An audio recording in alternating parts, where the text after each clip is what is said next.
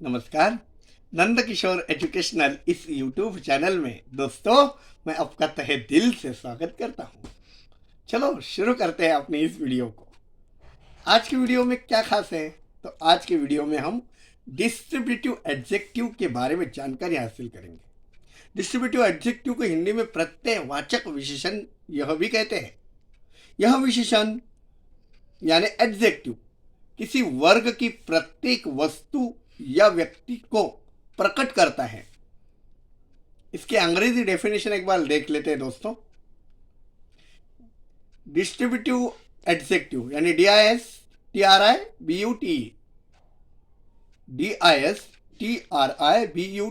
DISTRIBUTE distributive adjective refers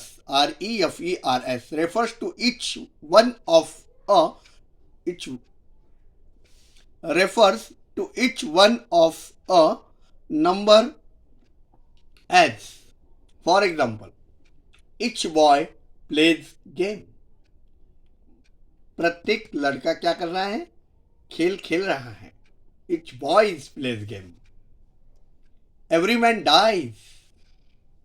Either book will do, neither statement is true.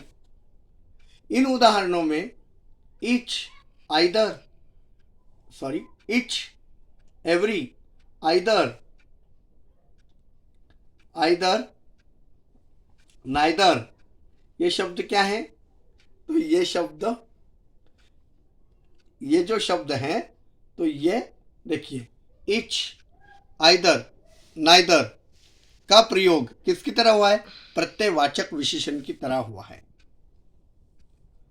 पिछले अध्याय में हमने देखा था कि यही शब्द हम पढ़ चुके हैं कि विद्यार्थी यानी आपको ज्ञात होगा पिछले अध्याय में कि यह इन शब्दों का प्रयोग एवरी के साथ, एवरी के अतिरिक्त प्रयोग प्रत्ययवाचक सर्वनाम यानी विभाजक सर्वनाम की तरह भी हो सकता है या हुआ था।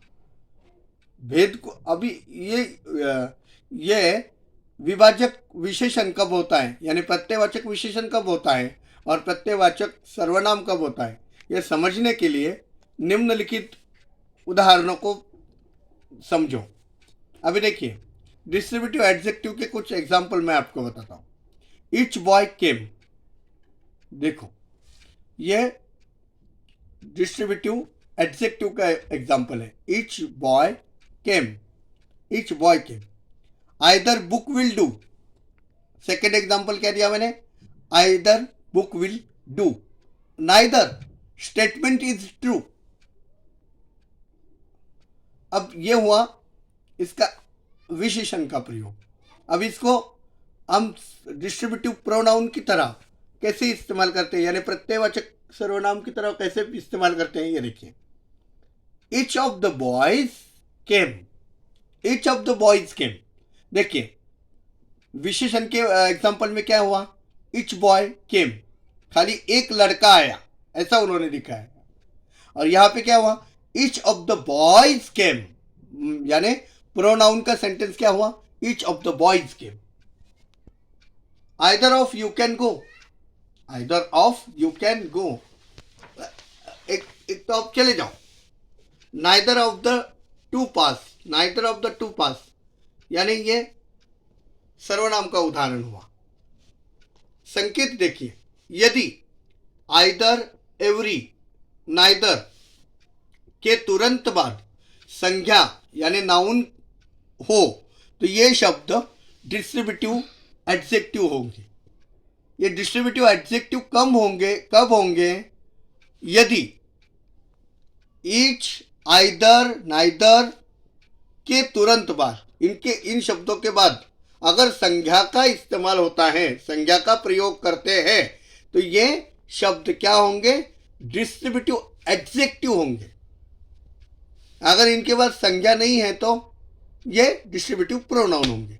बात समझ में आई आपको? That point is very clear. Now हम विशेषण का नेक्स्ट प्रकार देखते हैं, interrogative adjective.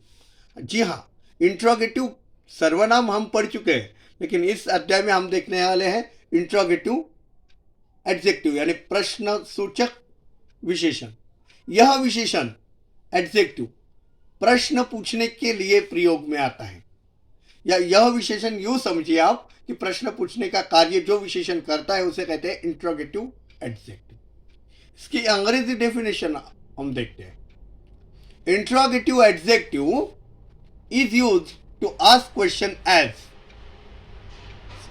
Which book do you want, आपको कौन सा किताब चाहिए, कौन सी किताब आपको चाहिए, which book do you want, whose pen is this, ये पेन किसका है, हुज पेन इज दिस, है कि नहीं। विच हाउस इज योर्स, आपका घर कौन सा है, what paper do you read, कौन सा पेपर आप पढ़ रहे हो। इन वाक्यों में क्या हुआ, तो इन वाक्यों में कौन कौन से शब्द हैं, तो पहले उदाहरण में देखिए विच, हुज, विच, व्हाट, ये शब्द जो है इनका प्रयोग विशेषण यानी प्रश्न सूचक विशेषण की तरह हुआ है। अभी देखिए व्हाट, यदि व्हाट, विच और हुज के तुरंत बाद संज्ञा यानी नाउन हो तो ये शब्द इंट्रोगेटिव एडजेक्टिव होंगे। जैसा मैंने अभी बताया कि जब हमने डिस्ट्रीब्यूटिव एडजेक्टिव देखा तो उसमें भी मैंने संकेत में बताया कि ईच, आइदर, नाइदर के बाद अगर कोई संज्ञा आती है तो इनका प्रयोग डिस्ट्रीब्यूटिव एडजेक्टिव की तरह होगा। वैसा ही यहाँ पे क्या होगा कि व्हाट, विच और हुज के तुरंत बाद नाउन यानी संज्ञा का प्रयोग होता है तो ये इंट्रोगेटिव एडजेक्टिव होंगे। यदि ऐसा नहीं होता है तो ये इंट्रोगेटिव प्रोनाउंस होंगे। देखो एग्जांपल देखो, इंट्रोगेटिव एडजेक्टिव कब होंगे, हुज बुक इज दिस, देखो हुज बुक इज दिस, क्या हुआ ये वाक्य, कौन सा वाक्य हुआ ये, इंट्रोगेटिव एडजेक्टिव हुआ। अब ये इंट्रोगेटिव प्रोनाउन कैसा होगा, whose is book this, whose के बाद अगर इज आता है और दिस बुक यानी हुज के बाद वर्ब आके ये किताब किसकी है, ऐसा अगर वाक्य होता है ये किताब किसकी, तो ये इंट्रोगेटिव प्रोनाउन होगा। लेकिन ये अगर ऐसा होता है हुज बुक इज दिस, यह किताब किसकी है, तो ये यानी हिंदी में इसका ज़्यादा फर्क नहीं आपको समझ में आएगा। तो इसी अंग्रेजी वाक्य को देखिए, अंग्रेजी वाक्य के हुज के बाद बुक शब्द आया तो ये इंट्रोगेटिव एडजेक्टिव का वाक्य होगा, और हुज के बाद इज आकर दिस बुक आया यानी बुक लास्ट में आया और उसके बाद क्वेश्चन टैग आता है तो ये इंट्रोगेटिव प्रोनाउन का वाक्य होगा। या ये भेद आपको समझना है। Which is your house, which is your house, और यह वाक्य विशेषण में कैसा होगा, विच हाउस इज योर्स, देखा भेद आपने, विच हाउस इज योर्स यह हुआ विशेषण का वाक्य, and which is your house यह हुआ इंट्रोगेटिव प्रोनाउन का वाक्य। तो दोस्तों इस प्रकार के वीडियोस आप अगर ज़्यादा से ज़्यादा देखना चाहते हो और अंग्रेजी ग्रामर को डीपली समझना चाहते हो तो मेरे इस वीडियो को सबसे ज़्यादा लोगों तक पहुंचाइएगा। ज़्यादा से ज़्यादा लोगों को यह वीडियो देखने के लिए शेयर कीजिएगा, उनको सब्सक्राइब करने के लिए बोलेगा।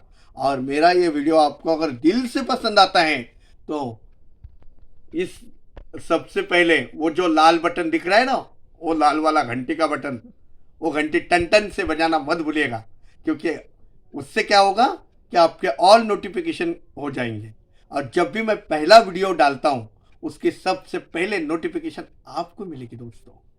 तो मेरे ऐसे ही बेहतरीन वीडियो देखना मत भूलिएगा, क्योंकि इसके बाद मैं अंग्रेजी ग्रामर और कम्युनिकेशन की खूबियाँ ढूंढ कर आपके लिए पेश करने वाला हूँ। सो ये लाल घंटी का बटन टन टन करके दबाना मत भूलिएगा।